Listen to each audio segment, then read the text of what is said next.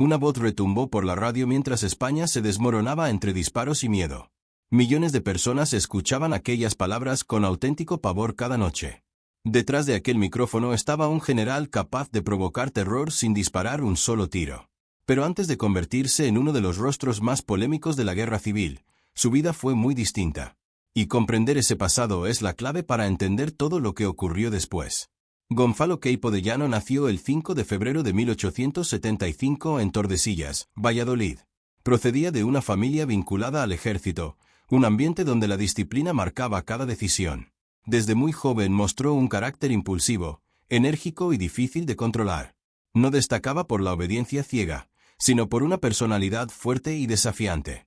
Aquellos rasgos terminarían acompañándolo durante toda su carrera militar. Con apenas 17 años ingresó en el ejército buscando una vida llena de acción. España aún conservaba algunas colonias y los conflictos militares eran constantes. Para muchos jóvenes oficiales, la guerra era el camino más rápido hacia el ascenso. Queipo no tardó en aceptar ese destino con una ambición evidente. Muy pronto demostraría que estaba dispuesto a asumir cualquier riesgo.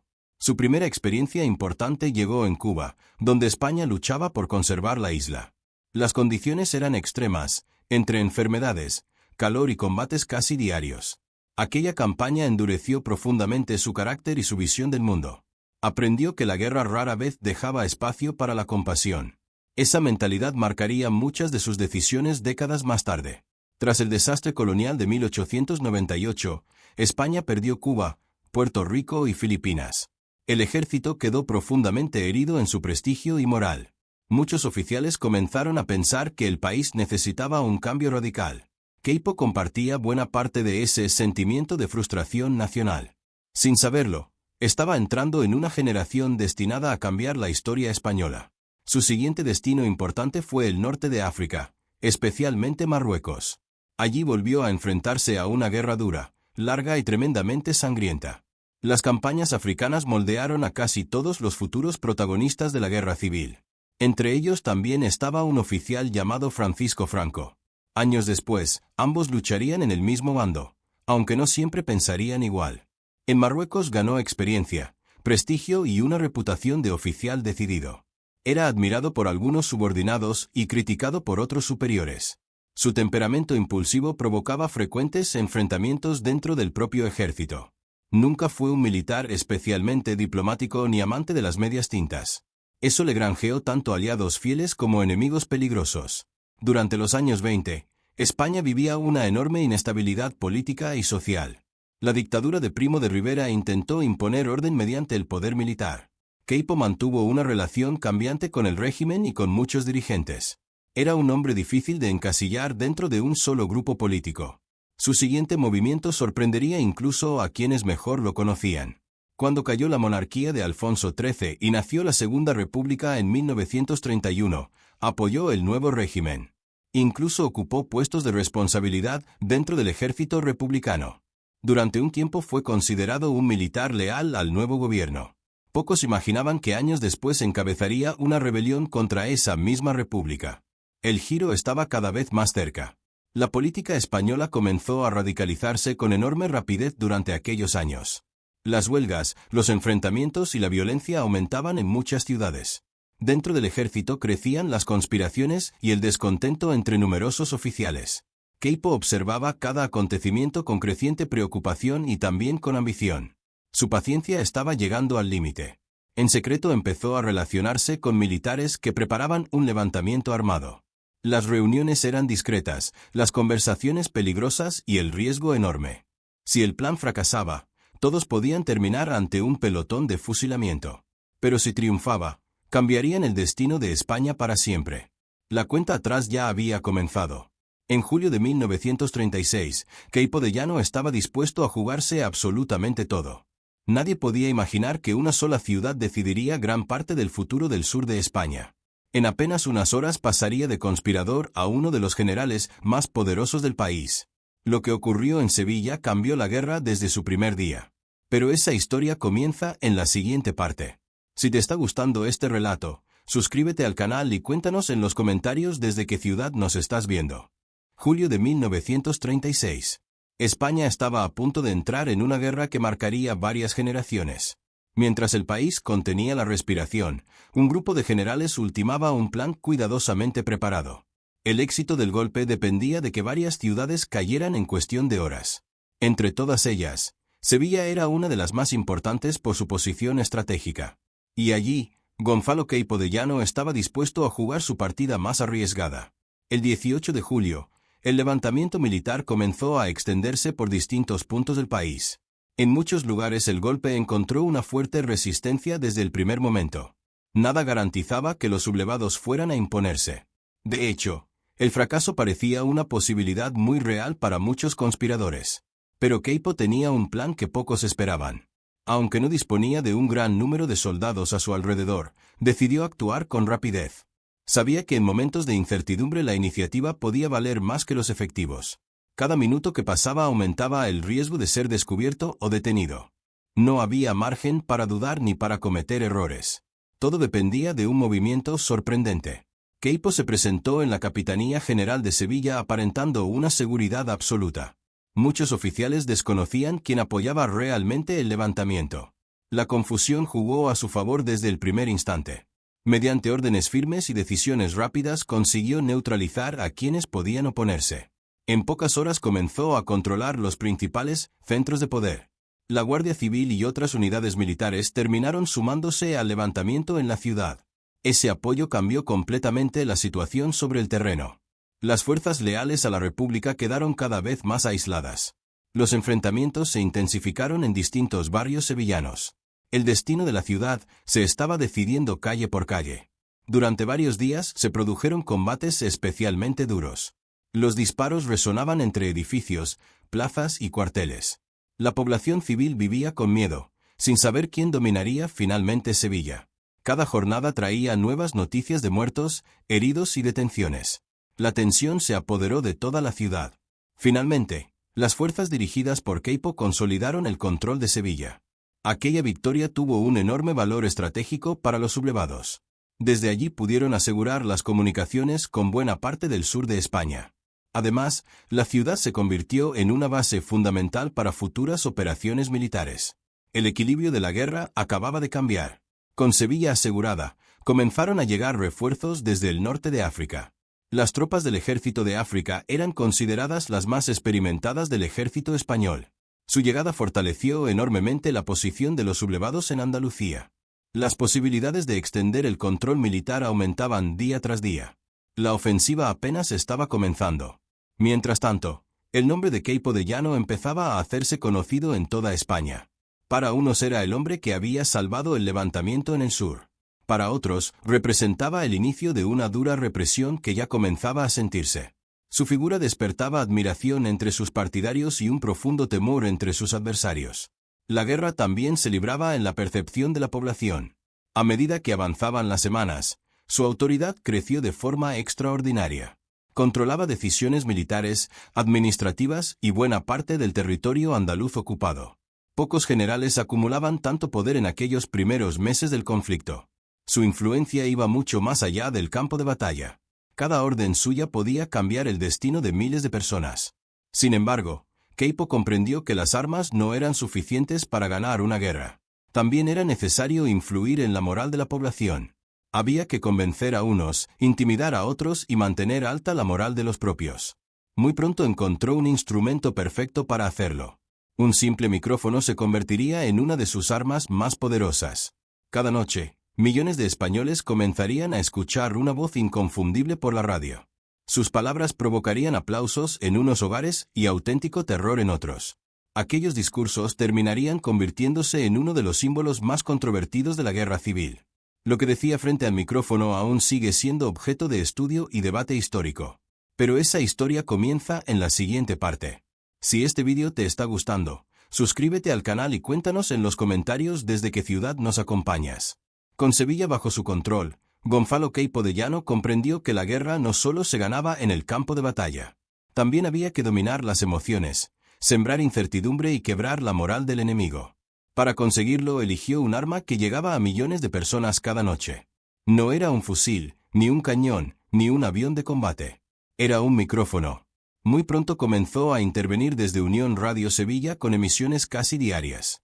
Sus discursos eran esperados tanto por sus partidarios como por sus enemigos. En una España donde la radio era el principal medio de información, cada palabra tenía un enorme impacto. Sus mensajes cruzaban pueblos, ciudades y frentes de batalla en cuestión de minutos. Su voz terminó siendo una de las más reconocibles de toda la guerra. No hablaba como un político ni como un locutor profesional. Lo hacía con un lenguaje directo, desafiante y, en muchas ocasiones, provocador. Alternaba amenazas, burlas, comentarios improvisados y mensajes destinados a levantar la moral de los sublevados. Ese estilo rompía con la comunicación militar tradicional. Precisamente por eso conseguía captar la atención de tantos oyentes. Muchos de sus discursos buscaban intimidar a quienes seguían apoyando a la República. Insistía en que la resistencia era inútil y que la victoria de los sublevados era inevitable. La guerra psicológica se convirtió en una parte esencial de su estrategia. El objetivo era debilitar al adversario incluso antes de comenzar un combate. El miedo podía abrir más puertas que la fuerza. Algunas de sus intervenciones contenían expresiones especialmente violentas y ofensivas. Con el paso de los años, esos discursos serían objeto de numerosas investigaciones históricas. Muchos historiadores los consideran un ejemplo extremo de propaganda de guerra. Otros destacan el enorme efecto psicológico que tuvieron durante el conflicto. Lo cierto es que nadie permanecía indiferente al escucharlo. Mientras unos celebraban sus palabras, otros apagaban la radio con auténtico temor. En muchos hogares se comentaban aquellas emisiones al día siguiente. Los rumores crecían y las historias se multiplicaban con cada intervención. Su figura empezó a adquirir una dimensión casi legendaria. La realidad y la propaganda comenzaron a mezclarse. Franco observaba con atención el fenómeno que estaba surgiendo en Andalucía. Queipo era cada vez más popular entre muchos partidarios del bando sublevado. Su capacidad para movilizar apoyos resultaba evidente. Pero también empezaba a destacar demasiado dentro del propio ejército. Aquello despertaría recelos con el paso del tiempo. Mientras tanto, las operaciones militares continuaban avanzando por el sur peninsular. Las columnas sublevadas ocupaban nuevas localidades casi cada semana. Tras cada avance llegaban también detenciones, represalias y una dura represión en numerosos lugares. La guerra mostraba su rostro más cruel en ambos bandos. La violencia parecía no tener fin. Queipo consolidó una enorme autoridad sobre buena parte de Andalucía. Su influencia ya no dependía únicamente de sus victorias militares. También estaba sostenida por la imagen que había construido ante la opinión pública. Su voz se había convertido en un símbolo de poder. Y pocos se atrevían a desafiarlo abiertamente. Sin embargo, cuanto mayor era su protagonismo, más incómoda resultaba su figura para algunos dirigentes. No todos compartían su forma de actuar ni su manera de comunicarse. Dentro del propio bando nacional empezaban a surgir diferencias de criterio. Aunque todavía permanecían ocultas, esas tensiones seguían creciendo. El equilibrio interno era más frágil de lo que parecía. Con el paso de los meses, Queipo dejó de ser únicamente un general. Para muchos se había convertido en el auténtico dueño del sur de España. Su autoridad parecía no tener límites y su influencia alcanzaba todos los ámbitos. Algunos incluso comenzaron a llamarlo el virrey de Andalucía. Aquel apodo resumía el inmenso poder que había acumulado. Pero el poder absoluto suele despertar envidias, rivalidades y desconfianzas. Franco estaba construyendo un mando único sobre todo el bando sublevado. Y dos hombres con tanto protagonismo difícilmente podían compartir el mismo espacio. El choque entre ambos acabaría siendo inevitable. Pero esa historia comienza en la siguiente parte. Mientras la guerra continuaba extendiéndose por toda España, el poder de Gonzalo Queipo de Llano no dejaba de crecer. Desde Sevilla dirigía operaciones militares, tomaba decisiones políticas y ejercía una enorme influencia sobre Andalucía. Pocos generales acumulaban tanto poder territorial durante aquellos primeros años del conflicto. Su autoridad era casi incuestionable dentro de la región que controlaba. Muchos comenzaron a verlo como el auténtico dueño del sur. No tardó en recibir un apodo que reflejaba perfectamente aquella situación. Cada vez era más frecuente escuchar que lo llamaban el virrey de Andalucía. El sobrenombre hacía referencia al enorme control que ejercía sobre la vida militar y civil. Sus órdenes llegaban a gobernadores, alcaldes y mandos militares. Su influencia iba mucho más allá del frente de batalla. A medida que los sublevados consolidaban su dominio, la represión aumentó en numerosos territorios. Las nuevas autoridades emprendieron detenciones, consejos de guerra y ejecuciones contra personas consideradas afines a la República. Andalucía fue uno de los escenarios donde esa violencia dejó una profunda huella. Miles de familias quedaron marcadas para siempre por aquellos acontecimientos. La guerra golpeaba también lejos de las trincheras.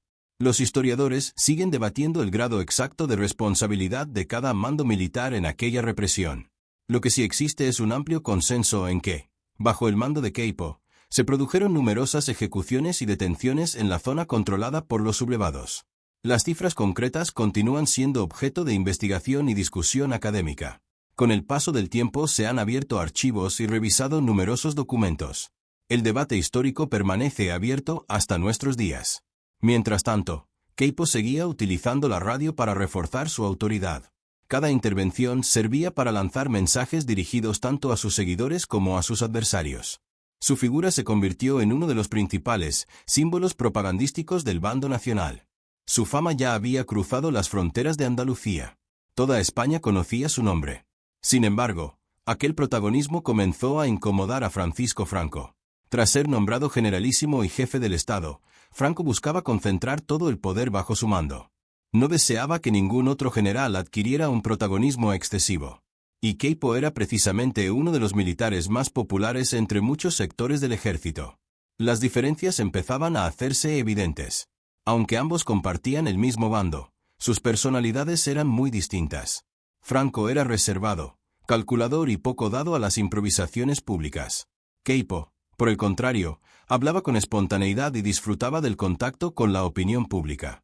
Sus discursos seguían atrayendo una enorme atención.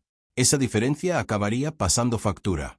Con el paso del tiempo, algunas decisiones importantes dejaron de pasar por las manos de Queipo. Desde Burgos, y más tarde desde otros centros de poder, Franco reforzó el control sobre el ejército. Las competencias comenzaron a concentrarse alrededor del nuevo jefe del Estado. El margen de actuación de otros generales fue reduciéndose progresivamente. El equilibrio interno estaba cambiando. A pesar de ello, Queipo continuó siendo una figura muy respetada por muchos de sus hombres. Su liderazgo durante los primeros meses de la guerra seguía siendo ampliamente reconocido entre sus partidarios. Había contribuido de forma decisiva a asegurar el sur para el bando sublevado. Nadie podía borrar ese papel de la historia. Pero el futuro ya no dependía únicamente de él. Mientras Franco fortalecía su autoridad, Queipo observaba cómo su influencia comenzaba a disminuir lentamente. Ya no ocupaba el centro de todas las decisiones estratégicas. Su poder seguía siendo importante, pero dejaba de ser absoluto. Las tensiones internas crecían en silencio. Y pocas personas imaginaban hasta dónde llegarían. A finales de la guerra, el equilibrio entre ambos generales era muy diferente al de 1936. Franco había consolidado un liderazgo prácticamente indiscutible sobre el nuevo régimen. Queipo seguía siendo un personaje influyente, aunque cada vez con menos capacidad para marcar el rumbo político. El hombre que había dominado Andalucía empezaba a perder terreno. Su época de mayor poder estaba llegando a su fin. Pero la verdadera sorpresa llegaría después de la victoria. Muchos pensaban que recibiría los mayores honores del nuevo régimen. Sin embargo, su relación con Franco tomaría un rumbo inesperado. El general que había sido uno de los grandes protagonistas de la guerra comenzaría a desaparecer poco a poco del primer plano. Pero esa historia comienza en la siguiente parte. Si estás disfrutando este recorrido por la historia, suscríbete al canal. La guerra civil estaba llegando a su desenlace y el bando sublevado avanzaba hacia la victoria definitiva. Francisco Franco había consolidado un poder prácticamente absoluto sobre el nuevo Estado. Las decisiones más importantes ya no dependían de varios generales, sino de un único líder. En ese nuevo escenario, Gonzalo Queipo de Llano comenzó a perder el protagonismo que había disfrutado desde 1936. El hombre que había dominado Andalucía ya no ocupaba el centro del poder. Durante los primeros meses del conflicto, Queipo había sido uno de los generales más influyentes del ejército sublevado. Su papel en la toma de Sevilla le otorgó un enorme prestigio entre muchos mandos militares. Además, sus discursos radiofónicos lo habían convertido en una figura muy conocida. Pero esa popularidad también despertó recelos dentro del propio régimen. Franco no estaba dispuesto a compartir el protagonismo. Con el paso de los años, la relación entre ambos generales se volvió cada vez más distante. No existen pruebas de un enfrentamiento abierto entre ellos. Sin embargo, diversos historiadores coinciden en que Franco fue apartando poco a poco a Queipo de los principales centros de decisión. Su influencia política comenzó a reducirse de forma evidente. El equilibrio de poder ya había cambiado. Finalizada la guerra en 1939, muchos esperaban que Keipo recibiera un cargo de enorme relevancia. Había contribuido de forma decisiva al éxito militar en el sur de España. Su nombre era conocido en todo el país. Parecía lógico pensar que ocuparía una posición destacada dentro del nuevo régimen. Pero las cosas no ocurrieron como muchos imaginaban. Aunque conservó prestigio dentro del ejército, nunca alcanzó el nivel de poder político que algunos esperaban. Franco concentró cada vez más competencias en torno a su propia figura. Los generales con demasiada personalidad fueron perdiendo capacidad de influencia. El caudillo prefería rodearse de colaboradores plenamente subordinados. Keipo no encajaba fácilmente en ese modelo. Durante los años siguientes fue quedando progresivamente alejado de las grandes decisiones nacionales. Su presencia pública disminuyó considerablemente respecto a los años de la guerra. Aquella voz que había dominado la radio dejó de escucharse con la misma frecuencia. Su protagonismo se fue apagando lentamente. España entraba en una nueva etapa bajo el régimen franquista.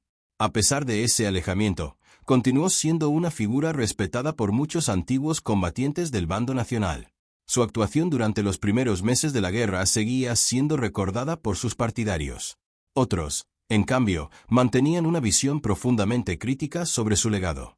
Su figura continuaba generando opiniones completamente opuestas. La división no desapareció con el final de la guerra.